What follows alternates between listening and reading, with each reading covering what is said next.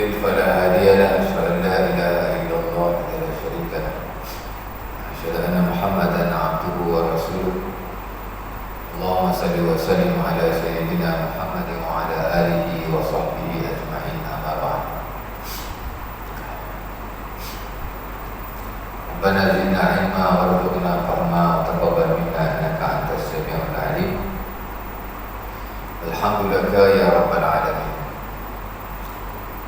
Syukur kepada Allah Subhanahu Wa Taala kerana pada malam ini dapat sama-sama lagi kita meneruskan kehidupan kita dan kita dapat menjalani ibadah seharian kita setelah puasa dan telah kita solat maghrib dan sekejap lagi insya-Allah Taala tak ada masa waktu esok kita akan sembahyang isyak secara berjemaah dan akan kita sembahyang tarawih sebagaimana rutin pada bulan puasa setengah 2 minggu sebelum ini.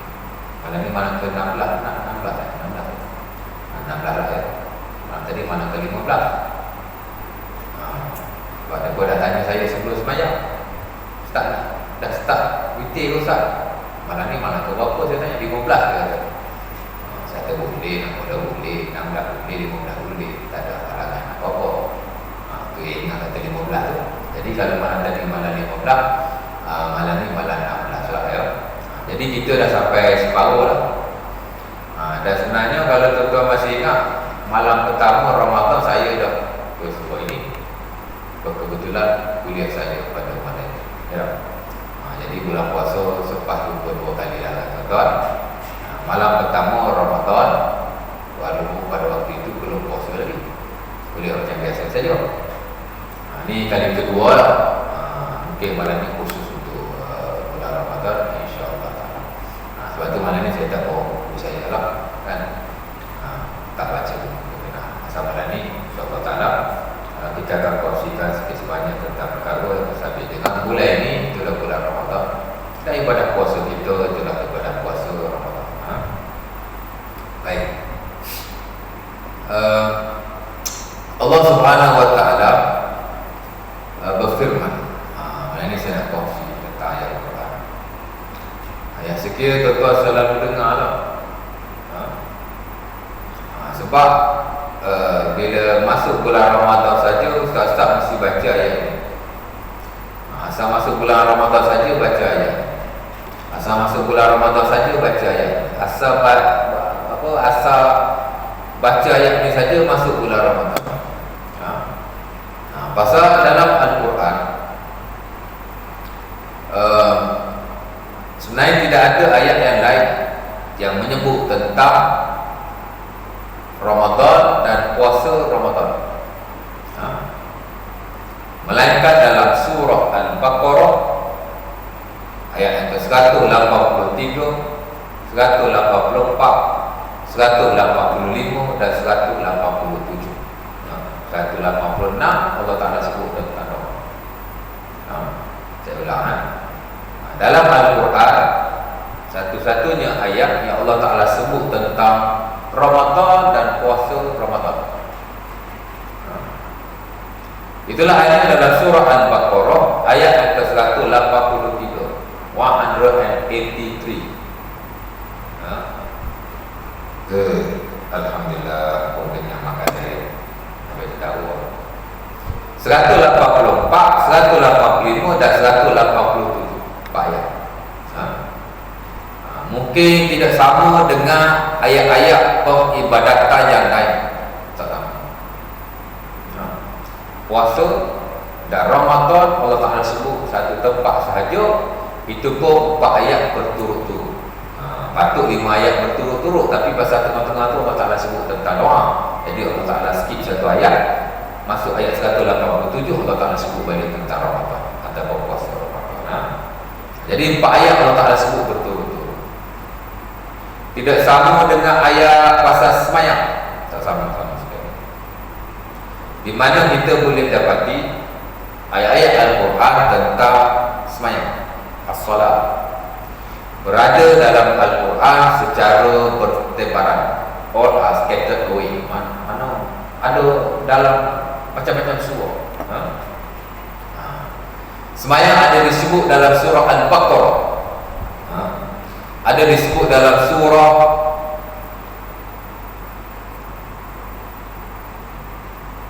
Al-Imran, ada disebut dalam surah An-Nisa, ada disebut dalam surah Al-A'raf, ada disebut dalam surah An-Nur, ada disebut dalam surah An-Naml, An-Nahl, Al-Hajj, dan beberapa surah yang lain. Semayang. Tapi sikit-sikit je, sikit-sikit. Ada Allah Ta'ala sebut ayat perintah tentang semayang je. Ada. Aqimus solat wa atuz zakat. Aqimus solat wa atuz zakat. Dan Al-Baqarah ada 3 tempat.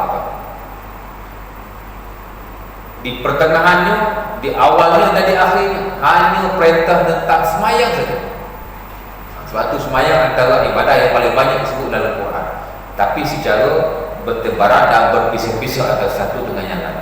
Tapi nak cari satu ayat tentang semayang yang panjang macam puasa, tidak ada.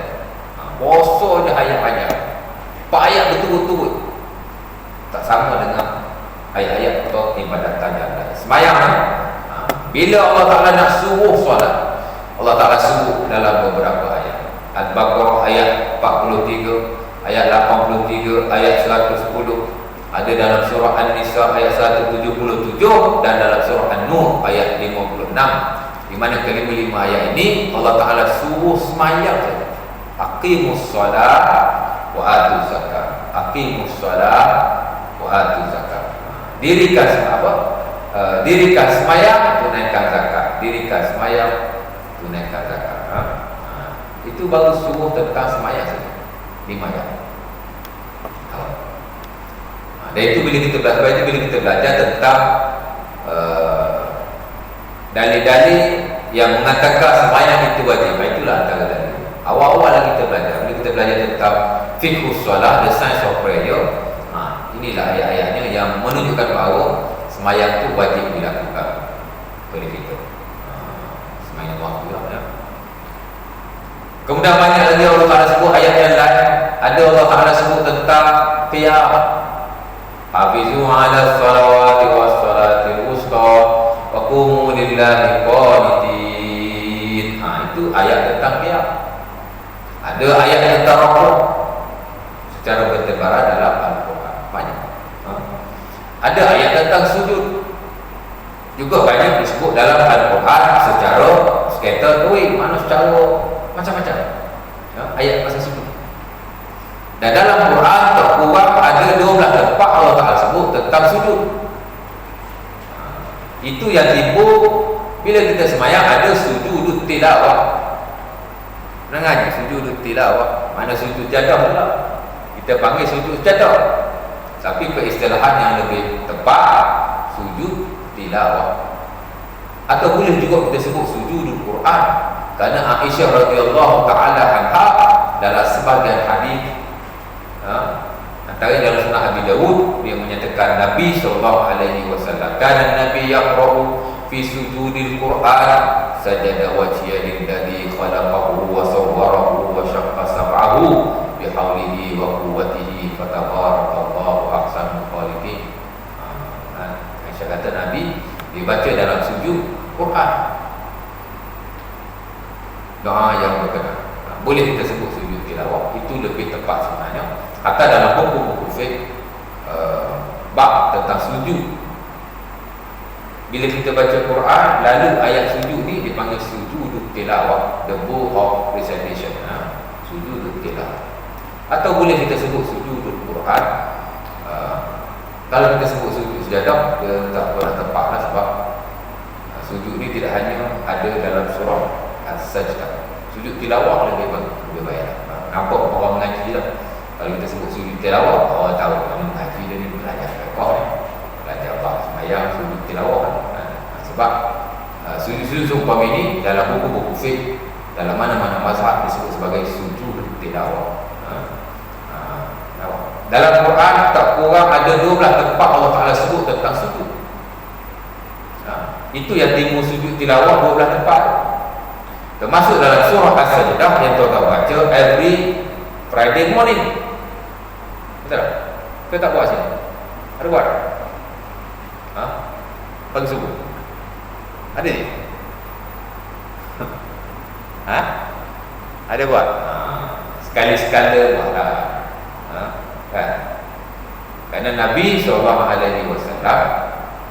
pagi Jumaat baginda membaca surah As-Sajdah dan baginda sujud pada waktu itu. Ha? Ha. Tapi tak selalulah. Tak ada lah asal subuh Jumaat saja Nabi sujud, asal subuh Jumaat saja Nabi sujud, asal Nabi sujud tilawah saya subuh Jumaat. Tidaklah. Mana kata once while amat digalakkan supaya kita membaca surah As-Sajdah. Ha?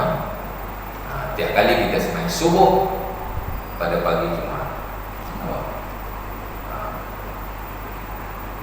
Adalah kata every Friday morning sampai tak boleh baca surah yang lain, tak ada juga. Tadi benda tidak wajib, kan? Tapi kalau kita rutinkan, dia tidak ada masalah. Dah amat-amat digalakkan. Selagi mana kita tidak melakukannya, seolah-olah ia satu benda yang wajib yang tidak boleh ditinggal. Mana mungkin sebulan 2 atau 3 kali kita baca sujud As-Sajdah. Imam lah, mungkin ikut imam sujud atau tak sujud, ya tak? Dah imam tak baca surah As-Sajdah, kami nak sujud macam mana ustaz? Imam lah, kan? Imam kalau tidak tahu boleh lah belajar apa surah As-Sajdah dan satu kaum. Kerana sunat-sunat semayang seumpama ini antara perkara yang penting untuk diketahui oleh mana-mana imam. Dan dia kena sentiasa upgrade ilmu dia tentang semayang. Baru jemaah bersono, kan? Baik. Balik pada yang tadi.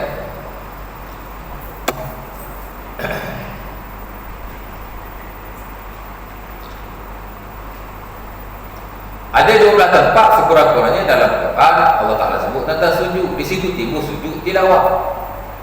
Di mana bila kita baca saja, kita sujud. Bila kita baca saja ayat berkenaan, kita sujud. Dia panggil sujud tilawah. Pasal apa ada sujud tilawah? Sebab dalam ayat berkenaan Allah Ta'ala sebut susah sujud, kan? Jadi kena sujud. Apa maksudnya? Maksudnya saya nak menekankan bahawa ayat pasal semayang ni macam-macam, dan berada dalam surah yang berbagai-bagai. Begitu juga dengan zakat. Sama juga dalam surah Al-Baqarah ada ayat pasal zakat. Surah An-Nisa ada. Dan surah Kalau boleh kita belajar tentang fiqh zakat, the science of zakat. Ada banyak ayat yang Allah Ta'ala sebut. Dan surah Al-An'am ada ayat pasal zakat. Mungkin tuan-tuan boleh rujuk balik untuk saya silap. Tapi ada beberapa surah yang Allah Ta'ala sebut tentang zakat secara berpisah-pisah. Jadi tak sama macam ayat Ramadan. Tak sama. Haji pun sama. Ada 2 atau 3 surah Allah Ta'ala sebut tentang haji secara bertimbaran. Malah ada 1 surah yang diturunkan oleh Allah Subhanahu Wa Ta'ala yang dinamakan surah Al-Hajj. Haji ada di beberapa tempat dalam beberapa surah. Kemudian ada lagi 1 surah yang khas yang namanya Suratul Hajj. The Chapter of Pilgrim. Ada satu surah. Tapi ada tidak sama dengan puasa ataupun Ramadan dan puasa Ramadan. Di mana Allah Subhanahu Wa Ta'ala menyebutnya dalam Quran hanya 1 tempat saja. Itulah ayat yang saya baca. Al-Baqarah 183, Al-Baqarah 184, Al-Baqarah 185 dan Al-Baqarah 187. Sebab tu yang kita lihat ustaz bila nak baca pasal Ramadan saja dia baca ayat, kan? Pasal Ramadan saja dia baca ayat. Tak ada ayat lain tu. Memang tak ada ayat lain. Itulah ayat. Saya pun kalau nak cerita tentang Ramadan malam ni, itu juga ayat-ayat yang saya baca. Tak sama macam semayang. Kalau semayang banyak ayat kita boleh petik tak? Tapi puasa tidak sedemikian. Walau bagaimanapun, taklah menunjukkan puasa itu atau Ramadan itu perkara yang tidak penting. Amat penting sekali. Sehingga dalam mana-mana buku syarah, dalam hadis baik, dalam fiqh baik, pasti ada kitabu Ramadan ataupun kitabu siyami Ramadan, the chapter ataupun the book of fasting in Ramadan, mesti ada. Kita belajar buku betul kan. After kitab taharah, the book of purification, mari kitab solat, the book of prayer. Selepas kitab solat, mari kitab zakat, the book of zakat. After kitab zakat, mari kitab saum ataupun kitab siyami Ramadan, mesti ada. Mustahil buku fiqh yang tak ada Ramadan, mustahil kan? Dalam mana-mana mazhab, hatta yang bukan ahli sunnah setelah itu. Contohnya orang aliran-aliran lain seperti Syiah, Qadiani, dia pun tak ada puasa. Ada juga, sama macam itu kan? Saya tak kata dia betul, tapi dia ada tetap puasa itu masing-masing. Tapi macam itu. Pasal puasa ni dia rukun Islam. Karena Nabi SAW sebut dalam hadis yang menjadi asal agama, antara hadis yang diriwayatkan oleh Bukhari dan Muslim dalam sahih daripada Ibnu Umar. Kata Nabi, bunyal Islam ala khamsin, syahadati an la ilaha illallah wa anna Muhammadar Rasulullah wa iqamis salat wa ita'iz zakat wa hajjil baiti man istata'a ilaihi sabila. Tuan belajar hadis 40 Al-Imam Nawawi, hadis yang kedua itu. Hadis kedua. Ada belajar hadis 40 Nawawi sini? Ada tak? Kita ingat. Hadis yang kedua. Di bina Islam itu di antara 5 perkara. Nabi pun sebutlah satu persatu. Pertama, mengucap 2 kalimah syahadat. Tidaklah seorang itu menjadi seorang Muslim jika telah terbatal iman. Mereka dia kena mengucap balik la ilaha illallah Muhammadur Rasulullah.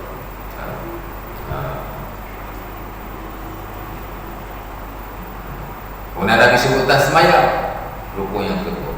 Demi after syahadat tidak ada yang lebih penting melainkan solat.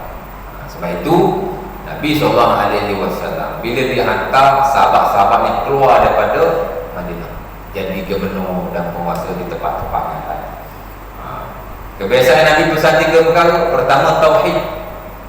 Umpama bila Nabi hantar Muaz bin Jabal ke Yaman, Nabi kata innaka la ta'ti qauman hum ahli kitab, hum ahli kitab, fal yakun awwala ma tad'uhum ilayhi syahadatan an la ilaha illallah wa anni rasulullah. Fa in ata'u li dzalik fa'alimhum anna Allah aftarada alaihim khamsa salawatin fil yaumi wal laylah.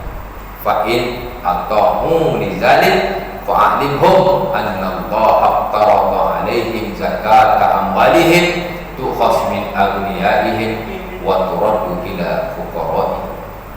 Kalau nak ikut Islam ni banyak benda yang Nabi kena pesan pada para sahabat bila dia nak hantar, banyak benda kan. Tapi Nabi pesan 3 orang penting. Yang lain tu kamu bagi tahu kemudian apa tak apa. Tapi 3 dulu. Nombor 1, Nabi kata adalah kamu mengajak mereka kepada tauhid. Jadi Tuhan melainkan Allah dan aku Rasulullah. Patut. Bila mereka dah terima tauhid dan masuk Islam, baru kamu kita tetap sembahyang. Dalam satu hari ada 5 waktu sembahyang. Bagi dia sembahyang dulu. Jangan cerita orang lain dulu. Bagi dia sembahyang. Dan after dia dah sembahyang, dah reti solat, baru cakap tentang zakat pula. Di mana sebahagian daripada harta mereka perlu diambil di kalangan orang-orang yang kaya di kalangan mereka dan diserahkan kepada orang-orang yang miskin di kalangan mereka. Jadi after syahadat tidak ada ibadah yang lebih penting melainkan sembahyang. Lepas tu Nabi kata, selepas Nabi sebut dibina Islam dan 5 perkara. Pertama syahadat, kedua sembahyang, yang ketiga Nabi kata ita'iz zakat. Zakat. Mungkin kita boleh sentuh pada waktu yang lain tentang zakat. Atau pengajian saya di dekat masa dulu diurusi tentang zakat. Makasih zakat. Baik. Kemudian selepas itu baru Nabi sebut saumi Ramadan. Wa hajjil baiti man istata'a ilaihi sabila. Nabi kata puasa Ramadan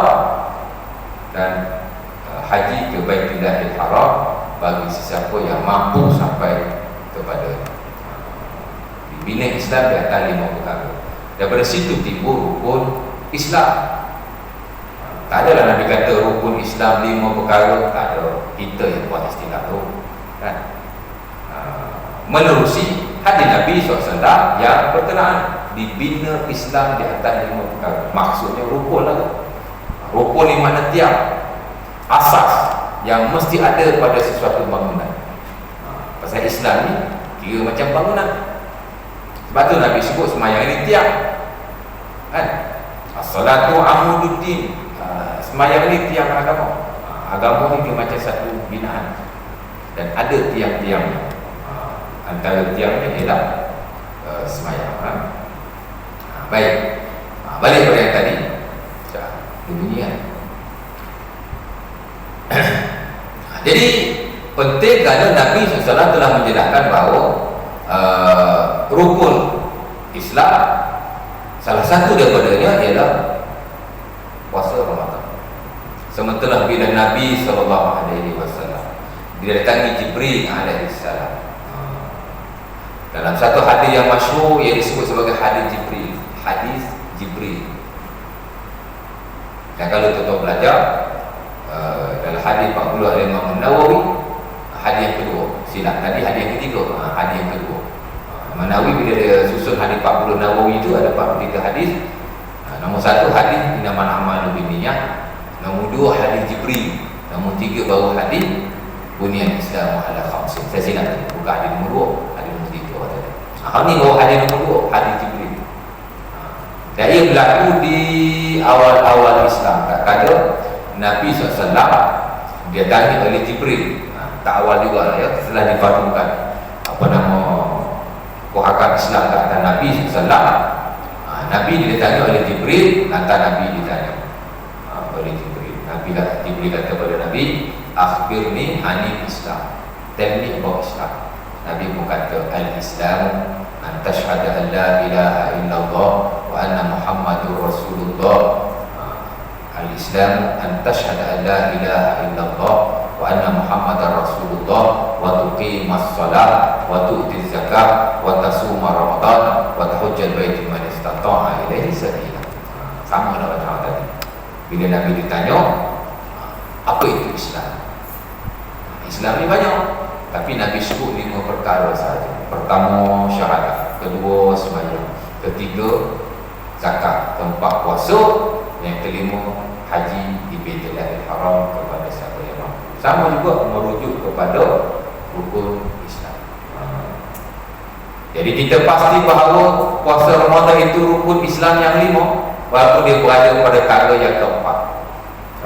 Tapi dia masih merupakan perkara yang penting selain daripada yang disebut oleh Rasulullah SAW merujuk kepada rukun Islam.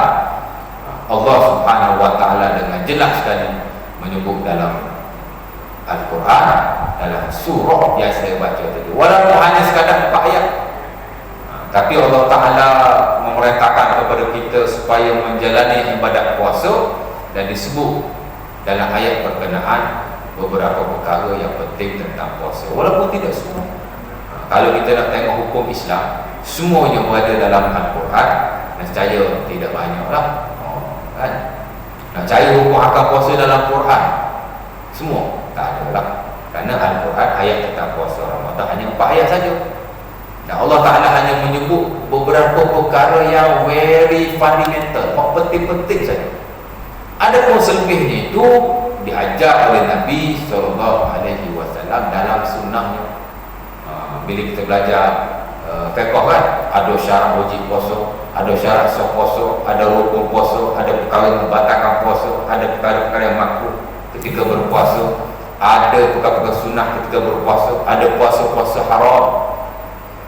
Ada puasa bila hari haji, ada puasa hari Syak, ada puasa hari Jumaat, makruh lah di majoriti. Ada puasa hari Sabtu secara individual, separate dengan hari Ahad. Ada puasa-puasa yang makruh, ada puasa-puasa yang haram. Dia dalam konteks yang dilarang lah. Cuma kalau haram ni berdosa, makruh tidak berdosa, tapi masih dilarang. Macam puasa hari Jumaat single, dilarang tapi makruh. Kata jika kita semayang dan kita puasa sekali dengan Khamis atau Sabtu, sama juga Sabtu Ahad. Kalau kita puasa Sabtu saja, makruh, kerana ia dilarang oleh Rasulullah SAW, tapi tidaklah haram. Tapi ada yang haram, macam puasa hari puasa kita tak boleh lah, puasa hari Syam. Ada puasa-puasa hari yang disunahkan puasa. Ada puasa Syawal 6 hari dalam bulan Syawal. Ada puasa 3 hari setiap bulan. Ada puasa hari Senin Khamis. Ada puasa macam-macam kan. Tak kurang daripada 12 puasa yang disunahkan dalam Islam.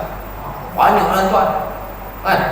Bila kita belajar the book of fasting, fiqh siyam, banyak. Boleh satu buku kan? Daripada mana tu? Daripada sunnah Rasulullah SAW. Adapun dalam Al-Quran, Allah Ta'ala hanya memfokus kepada hal yang amat fundamental, yang amat penting, yang amat basic. Antara ni adalah Allah Ta'ala suruh kita puasa. Ya ayyuhallazina amanu kutiba alaikumusiyam kama kutiba alal ladzina min qablikum la'allakum tattaqun. Dalam ayat itu Allah Ta'ala suruh kita wajib berpuasa seumpama orang-orang yang terdahulu berpuasa. Kerana umat-umat terdahulu juga puasa. Ahli kitab lah terutama, baik Kristian, baik Yahudi, ataupun mana-mana umat yang dikaitkan dengan Islam yang dibawa oleh Nabi-Nabi terdahulu, Nabi Ibrahim, Nabi Nuh, Musa dan seumpama. Atau kalau kita dapati dalam agama-agama yang bukan samawi, bahkan dalam Buddhism ada fasting, ada puasa. Dalam Hinduism ada puasa kan? Walaupun mungkin tak samalah dengan puasa kita. Ada member yang agama Buddha, dia pun puasa juga. Tapi pelik juga dia pun puasa lah. Dia tak sama, ada masalah-masalah juga lah dia puasa. Ada kala dia puasa malam saja. Malam dia tak makan, siang boleh makan. Kita ada puasa malam, kalau syok juga puasa malam ya. Pasal malam orang tidur, puasa. Ada juga dia pun puasa tak makan, tapi hanya tak makan makanan ataupun haiwan yang berdarah atau bernyawa sahaja. Dia pergi kat kedai kita, kedai saya dulu lah, tapi bukan saya dulu kedai. Saya dulu manager restoran, baru je dia start, dulu baru nak start kan? Datang Indian, nak order makanan, no beef because today I am fasting. Tak mau daging because hari ni saya puasa. Ada staff kita beritahu beef pula supaya kita sama. Ada pun pada puasa seumpama juga. Kita no such thing. Kita puasa al-imsaku anil ta'ami wasyarabi wal muftirati min tulu'il fajri ila ghurubi syams. Kita puasa tak makan, tak minum dan tidak melakukan perkara yang membatalkan puasa seperti jima, mutar dengan sengaja, tak ada haid, tak ada nifas atau seumpamanya, daripada terbit fajar subuh hinggalah kepada tenggelamnya matahari. Itu saja puasa kita. Tak ada puasa malam saja, siang tak puasa, tak ada. Tak ada puasa tak makan order berdarah saja, tak ada. Siap tak? Bunyi azan kan? Tak luar dah bunyi dah. Tak? Oh, seminit lagi. Awak. Kita ada juga Islam yang dikaitkan dengan puasa-puasa seumpama itu. Terutama bila orang berkecimpung dalam hak awak kerohanian, kebatinan dan nak menajamkan mata hati. Dia tahu, awak kena puasa kan? Puasa awak jangan makan benda yang berdarah. As long as dia tak mengaitkan dengan Islam, tak apa. Tapi sayang sekali kadang-kadang dia kait. Ini bagus untuk spiritual kita. Mereka tidak benar sama sekali. Nabi SAW makan haiwan yang bernyawa tanpa sebarang pengecualian. Nabi makan ayam, Nabi makan kambing, Nabi makan daging elok ya. Baginda adalah orang yang paling tajam mata hati, paling tinggi tahap kerohanian. Tapi baginda tidak benar. Tak ada kata tak makan benda seumpama itu. Tak ada guna-guna kan? Nak menajamkan mata hati kita, nak tinggikan tahap kerohanian kita, nak meningkatkan spirituality kita, tak lain tak bukan mantapkan iman kita kepada Allah Subhanahu Wa Taala, memperbanyakkan amal ibadah dan memperbaiki akhlak sama ada yang batin ataupun yang di luar. Barulah kita akan jadi orang yang betul-betul tinggi lah dalaman, insya-Allah taala. Dan ada lagi perkara yang penting selain daripada Allah Taala memerintahkan puasa, Allah Taala sebut umat itu dalam puasa, kemudian Allah Taala sebut sikit sebanyak puasa kepada orang berpuasa, orang sakit tak payah puasa, orang musafir tak payah puasa. Kemudian Allah Taala sebut dilarang bersetubuh dengan isteri pada malam, pada siang hari, malam boleh. Sampailah di ujung Allah Subhanahu Wa Taala sebut bahawa kesemua persyaratan yang diturunkan oleh Allah Subhanahu Wa Taala dalam apa nama puasa ini tak lain tak bukan untuk menjadikan kita semua bertakwa kepadanya selaku Tuhan yang telah menciptakan kita. Dan bila kita bertakwa, barulah kita akan menjadi hamba yang diridai oleh Allah Subhanahu Wa Taala. Dan bila Allah Taala redha pada kita, berbahagialah kita di dunia dan juga di akhirat, mudah-mudahan. Jadi saya doakan tuan-tuan kita akan dapat menghabisi ibadah kita. Aku lupa dah. Wassalamualaikum warahmatullahi wabarakatuh. Assalamualaikum warahmatullahi wabarakatuh. Tutup majlis kita dengan tasbih kafarah.